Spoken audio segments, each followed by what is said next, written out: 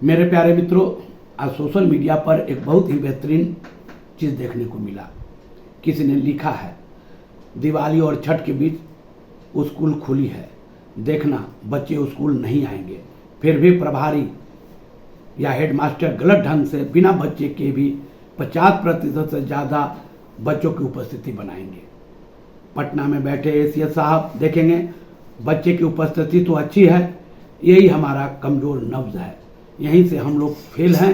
एक अभियान चले, दिवाली और छठ के बीच ईमानदार बने, बच्चे नहीं तो उपस्थिति नहीं, वरना छुट्टियां समाप्त होते रहेंगे। हम शिक्षक का ही दोष है।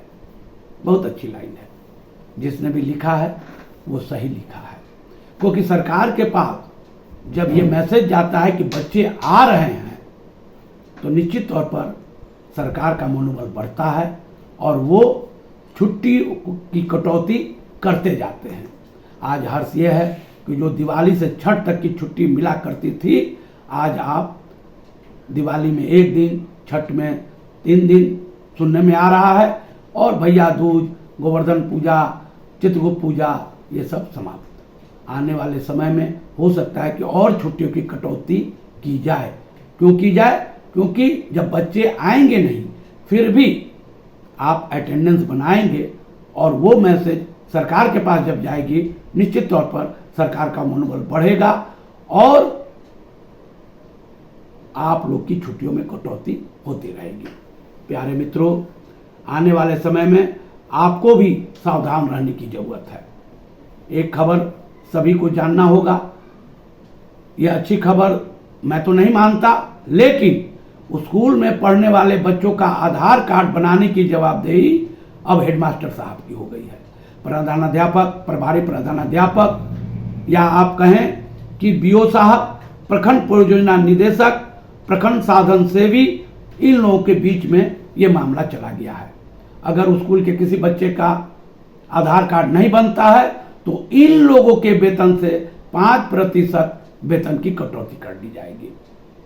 ये डराने वाली तो खबर है ही, लेकिन सरकार को ये समझना होगा कि जो बच्चे अगर आधार सेंटर तक या जिस दिन आधार बनता है स्कूल में, उस दिन वो वहां उपस्थित होंगे ही नहीं, तो आखिर इन बच्चों का आधार कैसे बनेगा? इसलिए सरकार को इस पर विचार करना चाहिए।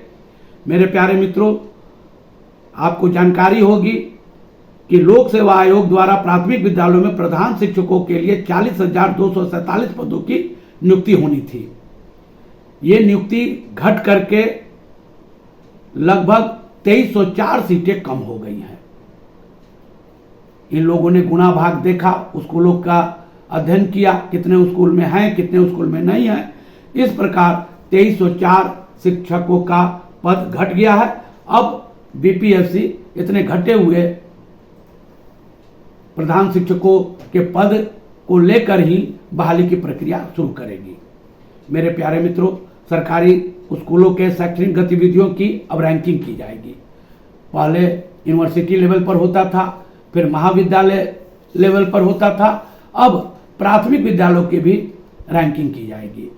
1 से 8 तक की भी की जाएगी, 1 से 5 तक की भी की जाएगी, 1 से 10 और 1 से 12 तक की।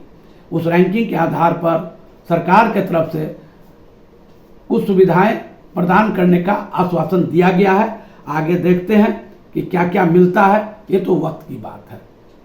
मेरे प्यारे मित्रों, आप लोग को मालूम है कि अब नए सत्र से नई शिक्षा नीति के तहत अब पढ़ाई होगी।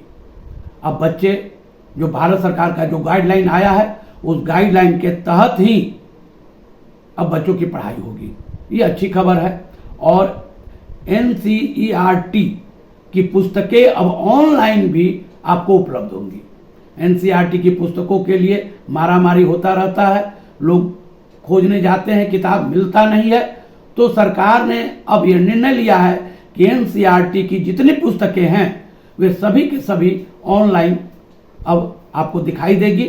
आप जिस विषय को हो या जो आपका विषय अच्छा लगे, जिनकी पुस्तक की आपको आवश्यकता हो, आप वो पुस्तक ऑनलाइन आप डाउनलोड कर करके, प्रिंट निकाल करके पढ़ सकते हैं। अब पुस्तकों की कमी का कोई कारण नहीं रह जाएगा, क्योंकि ऑनलाइन ये पुस्तक उपलब्ध रहेंगी।